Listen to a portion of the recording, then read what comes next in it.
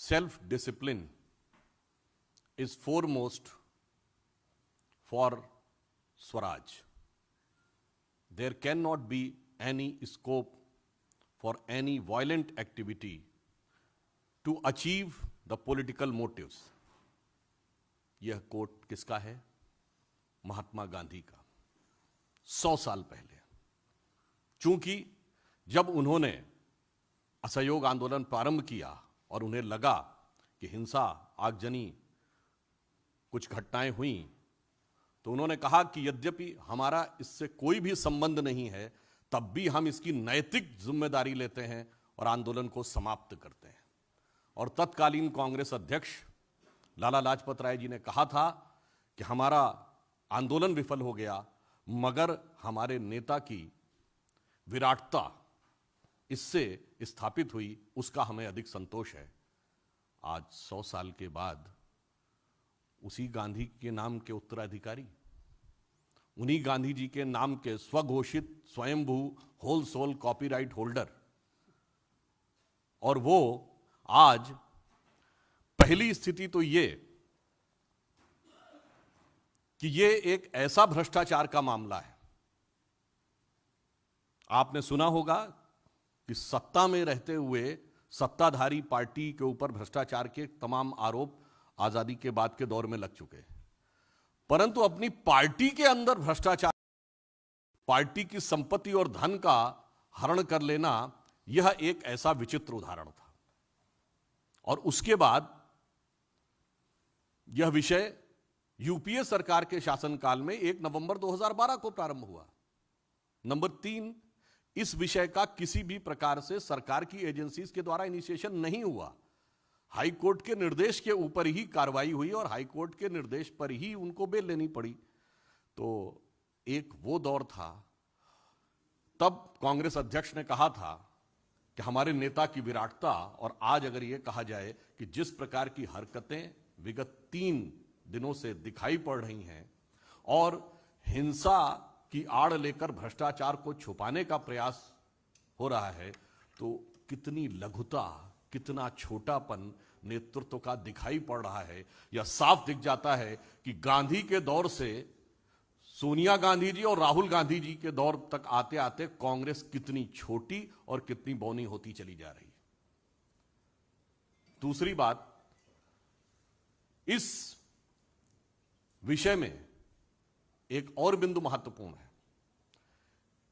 जिस पार्टी के 2 पूर्व प्रधानमंत्रियों ने सरकार में रहते हुए अपने को ही भारत रत्न अर्पित कर लिया था, आत्मार्पित कर लिया था, they have dedicated to themself, उसी पार्टी के परिवार के, उसी परिवार के लोगों ने अध्यक्ष बनने के बाद स्वतंत्रता संग्राम सेनानियों के सहयोग से बनी हुई संस्था, जो उन्हीं की पार्टी ने बनाई थी, उसकी सारी संपत्ति और धन को अपने को अर्पित कर लिया। यह दर्शाता है कि स्वतंत्रता आंदोलन के स्वघोषित स्वयंभू उत्तराधिकारी वास्तविकता में उसके साथ क्या कर रहे थे। ऑन दी अदर नोट, एक बात कहना चाहूंगा, हम सब ने सुना होगा स्वतंत्रता आंदोलन में कांग्रेस बड़ा दावा करती थी कि आनंद भवन पार्टी को दे दिया था, और यहां एजेएल के रूप में इस हाथ से दिया, उस हाथ से 90 करोड़ का लोन लिया, फिर मैंने ही 90 करोड़ का लोन वापस करके खुद ही अपने को मालिकाना हक दे दिया। यानी कितने ही भवन अपने नाम कर लिए पार्टी के और आनंद की अनुभूति कर ली। यह दर्शाता है कि उनका रोल पूरी तरीके से रिवर्स हो गया है। और आज के घटनाक्रम पे देखें तो पहले तो पार्टी की संपत्ति, पार्टी से जुड़े हुए ऑर्गेनाइजेशन की संपत्ति और धन अपने नाम किया। अब पार्टी कार्यालय को ही किसी भी प्रकार की उपद्रवीय एक्टिविटियों या इस प्रकार के आंदोलन जिसके कि अंदर आज आगजनी की भी समाचार आए हैं, उसका केंद्र बनाया। यह अपने आप में कांग्रेस के वास्तविक चरित्र को उजागर करता है। और दूसरा मैं यह प्रश्न करना चाहता हूं कि आज सवेरे या जब कांग्रेस ने प्रेस कॉन्फ्रेंस किया था, तो दोनों मुख्यमंत्री उनके उपस्थित थे, उन्होंने अपने विचार अभिव्यक्त किए थे। आज तीसरा दिन है। हम यह पूछना चाहते हैं कि कांग्रेस शासित राज्यों के मुख्यमंत्री अपने राज्य सरकारों का कार्य छोड़कर विगत 3 दिनों से दिल्ली में क्या कर रहे हैं? क्या ये उन राज्य सरकारों में जिन्होंने कांग्रेस को लोकतांत्रिक तरीके से चुना था, उनके साथ एक छल या धोखा नहीं है? हमें इसका उत्तर चाहिए। और दूसरी बात, श्री राहुल गांधी जी आज न कांग्रेस के अध्यक्ष हैं, न नेता प्रतिपक्ष हैं। वो केवल एक सांसद हैं, और वो भी ऐसा नहीं कि अत्यंत वरिष्ठ सांसद हैं। उनसे कहीं अधिक वरिष्ठ सांसद कांग्रेस में हैं। इसका अर्थ यह हो गया कि कांग्रेस में यह प्रमाणित करता है कि कांग्रेस में पद और कद दोनों का कोई महत्व नहीं है, केवल और केवल परिवार की पार्टी है साबित हो गया। अन्यथा श्री राहुल गांधी के लिए सभी मुख्यमंत्रियों का 3 दिन तक अपने राज्य का कार्य छोड़कर दिल्ली में आकर धरना प्रदर्शन करना और कोई कारण बताया ही नहीं जा सकता है। चौथी बात, सरकारी एजेंसियों को काम करने से रोकने के लिए दबाव बनाना और दबाव को झड़प और आगजनी की सीमा तक ले जाना, जो कुछ ये हुआ है, यह दर्शा रहा है कि अगर 3 दिन से यह जमावड़ा हुआ था तो उसका वास्तविक मंतव्य क्या था, वह क्रमशः उजागर होता चला जा रहा है। और वैसे आप सभी लोग यह जानते हैं कि इस विषय पे, तकनीकी पक्ष पे, हमारे पूर्व में पार्टी के नेता और लोग बात कर चुके हैं। एजेंसीज अपना काम कर रही हैं। बड़ी सहज स्वाभाविक सी बात है कि सभी को पता है कि जो कंपनी का भी मालिक वही और पार्टी का मालिक वही। मैं सिंपल सी बात कहूं कि जब 2010 में 90 करोड़ का लोन दिया, किसने? कांग्रेस पार्टी ने। कांग्रेस पार्टी के अध्यक्ष कौन? सोनिया जी। किसको दिया? एजेएल को। उसमें कौन? हम ही। उसके बाद सारी संपत्तियां एजेएल की कांग्रेस पार्टी के पास आ गई। किसके पास? हमारे पास। फिर हमने ही लोन, किसने लोन माफ कर दिया? कांग्रेस पार्टी ने। जिसका अध्यक्ष कौन? सोनिया जी। साहब, आपने तो सुना होगा, तेरा तुझको अर्पित क्या लागे मेरा। यहां तो तेरा मुझको अर्पित क्या लागे तेरा। ये भारत की जनता नहीं, ये कांग्रेस के कार्यकर्ताओं के साथ क्या किया है। हमारे पार्टी का नेतृत्व यह कहता है कि तन समर्पित, मन समर्पित और यह जीवन समर्पित, और चाहता हूं देश की धरती तुझे कुछ और दूं। और वो ये कहते हैं कि तेरा तन मन धन सब मेरे को समर्पित। इसलिए यह प्रकरण भारत के इन्वेस्टिगेटिव इतिहास का अपने आप में एक अद्भुत और विचित्र उदाहरण है। और मैं पुनः इसको रेखांकित कर देता हूं। यह विषय यूपीए सरकार के शासनकाल में शुरू हुआ। नंबर 2, जो जमानत लेनी पड़ी वो न्यायालय के आदेश पे लेनी पड़ी। नंबर 3, यह पार्टी के अंदर की संपत्तियों का अधिग्रहण किया गया। और नंबर 4, पहली बार ऐसा हो रहा है कि भ्रष्टाचार को छुपाने के लिए हिंसा का भी सहारा लेने में किसी भी प्रकार की झिझक नहीं हो रही है। और अंतिम बिंदु, कांग्रेस अब साफ दिखाई पड़ रही है कि यह पार्टी नहीं, परिवार हो गई है। इसलिए यह चिंता का विषय सिर्फ भारत की जनता के लिए नहीं, कांग्रेस कार्यकर्ताओं के लिए भी है। और हम कांग्रेस कार्यकर्ताओं से भी इस विषय का प्रश्न पूछना चाहेंगे कि यदि श्री राहुल गांधी जी न कांग्रेस के अध्यक्ष हैं, न नेता प्रतिपक्ष हैं, और उसके बाद सारे कांग्रेस के सांसद, सारे मुख्यमंत्री आकर उनके लिए यहां के ऊपर धरना दिए हुए हैं, तो यह इस बात का प्रमाण है पार्टी सिद्धांत स्वतंत्रता आंदोलन का स्वघोषित नेतृत्व का दावा उस सबसे ऊपर है परिवार का जलवा। और हमें इस विषय को लेकर बहुत खेद है कि पहली बार न्यायिक एजेंसियों को या जांच एजेंसियों के कार्य को प्रभावित करने के लिए राजनीतिक आंदोलन होते थे, परंतु राजनीतिक आंदोलन में हिंसात्मक स्वरूप और अपने संवैधानिक पदों का उपयोग, या साफ शब्दों में कहा जाए तो दुरुपयोग, जांच एजेंसियों की जांच को प्रभावित करने का यह पहला उदाहरण देश के इतिहास में दिखाई पड़ता है। Sanjay Sharma, India news. कांग्रेस के जो 3 दिनों से जो प्रदर्शन चल रहा है, इसमें एक पोस्टर की बड़ी चर्चा है, ना झुकेगा ना दबेगा, क्या कहेंगे? कौन? राहुल गांधी के बारे में सारे कार्यकर्ताओं के हाथ में पोस्टर है, ना झुकेगा ना दबेगा। देखिए, इसमें मैं कहना चाहूंगा, उनके बारे में बहुत प्रकार की बातें पहले भी कही गई हैं। कहा जाता है वो जिस प्रकार के विषय बोलते हैं उस पर क्या आपको लगता है कि देश की जनता को गंभीरता से लेना चाहिए? क्यों? मैं उदाहरण के लिए बोल रहा हूं, ये तो वो लोग हैं जो देश की जनता के सामने सरकार को किसी भी प्रकार से अपमानित करने के लिए कुछ भी बोल सकते हैं, जो कोविड को मोविड बोल सकते हैं।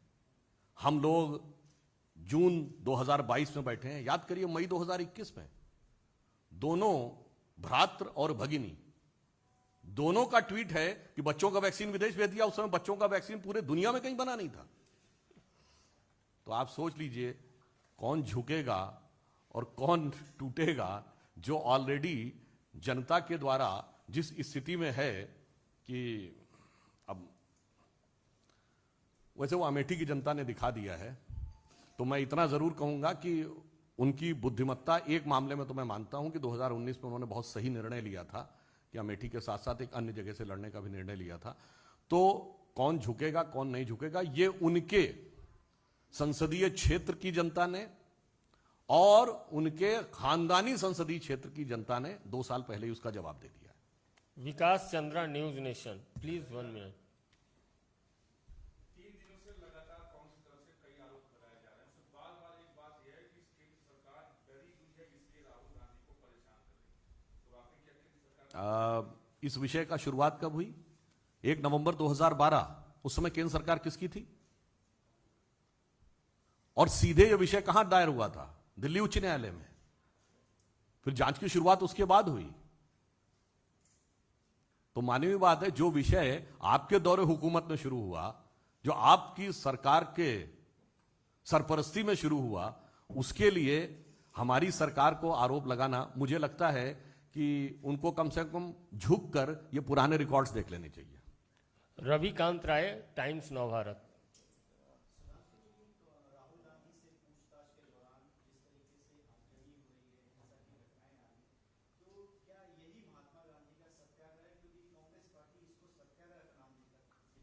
इसीलिए मैंने आपको पहले ही कोट कर दिया था महात्मा गांधी का 100 वर्ष पुराना कोट, जिसमें उन्होंने कहा था self discipline is foremost for Swaraj. और उन्होंने कहा था कि any political objective can not be attend by using violence. परंतु यहां पर कोई राजनीतिक उद्देश्य भी नहीं है, केवल भ्रष्टाचार को बचाने के उद्देश्य से और एजेंसीज पर दबाव बनाने के उद्देश्य से इस प्रकार का प्रदर्शन, इस प्रकार का वितंडावाद, जिसने आज उपद्रव का भी रूप धारण कर लिया, वह किया जा रहा है। यह देश की जनता को साफ दिख रहा है। तो महात्मा गांधी की कांग्रेस से राहुल गांधी की कांग्रेस का कोई मतलब नहीं है। केवल सरनेम कॉमन होने से आदमी के अंदर वह गुण नहीं आ जाते हैं। ठाकुर रविंद्र सिंह, जी न्यूज।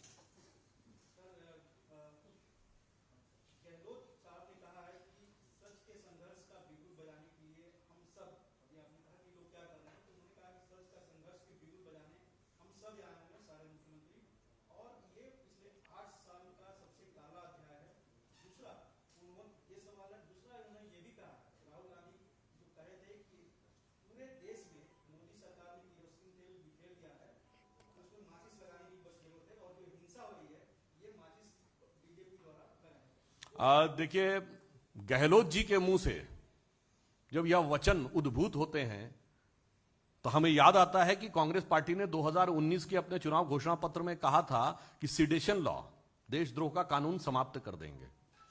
और 2019 के बाद सबसे पहले सेडिशन लॉ किसने प्रयोग किया? अशोक गहलोत जी ने।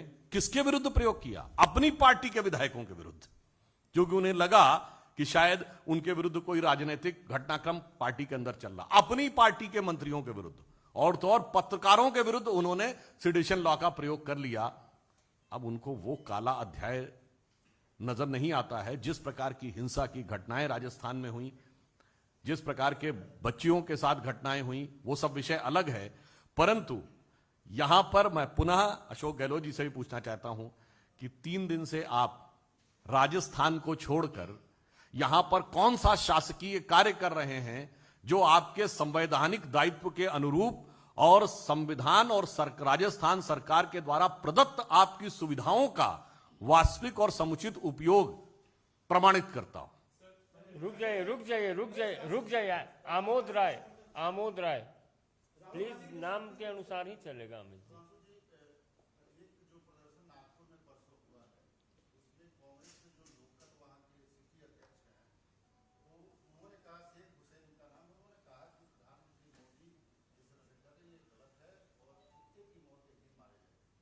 देखिए, इस प्रकार के घृणित बयान प्रतिक्रिया के योग्य नहीं है, परंतु यह कांग्रेस की क्षुद्रता और मानसिक स्तर की सीमा तक पहुंच गया है। यह उसका क्रमशः प्रमाण है। यह केवल एक घटना नहीं है। 2007 में सोनिया जी ने मौत के सौदागर बोला था। 2014 में मोदी जी की बोटी बोटी काटने का आह्वान किया गया, और आज यह बोला गया, तो यह कांग्रेस की वास्तविक मानसिकता कितने निचले और छिछले स्तर पर आती जा रही है उसका प्रमाण।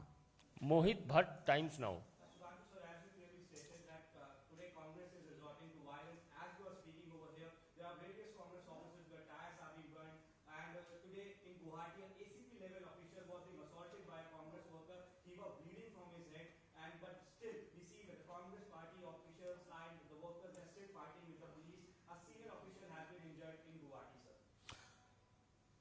The violence in which the Congress party is resorting just to cover up their blatant corruption, it is nothing but exposing the true satya of their so-called satyagrah. Neeraj Pandey, ABP.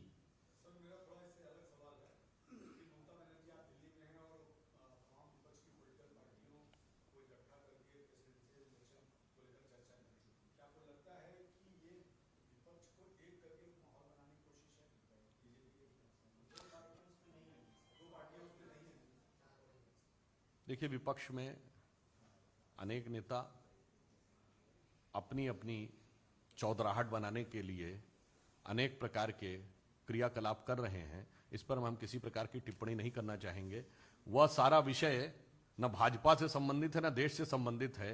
वो विपक्ष के अंदर कौन अपना कद कितना बड़ा स्थापित करके दिखा ले, किसी भी मौके का उपयोग करके, यह उसका अभिव्यक्ति ज्यादा नजर आता है। कुमार गौरव, न्यूज 24।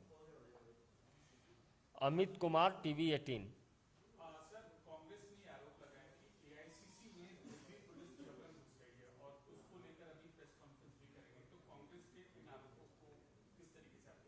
देखिए, इस विषय पर कोई आधिकारिक जानकारी नहीं है, परंतु जो दृश्य सामने दिखाई पड़ रहे हैं देश के भिन्न भिन्न हिस्सों से, उसमें कांग्रेस कार्यकर्ताओं के द्वारा आगजनी, हिंसा और उपद्रव बहुत साफ तौर पर दिखाई पड़ रहा है।